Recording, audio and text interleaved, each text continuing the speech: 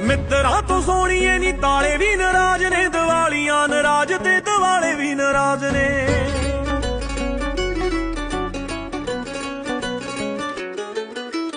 ਮਿੱਤਰਾਂ ਤੋਂ ਸੋਹਣੀਏ ਨੀ ਤਾਲੇ ਵੀ ਨਾਰਾਜ਼ ਨੇ, ਦੀਵਾਲੀਆਂ ਨਾਰਾਜ਼ ਤੇ ਦਿਵਾਲੇ ਵੀ ਨਾਰਾਜ਼ ਨੇ।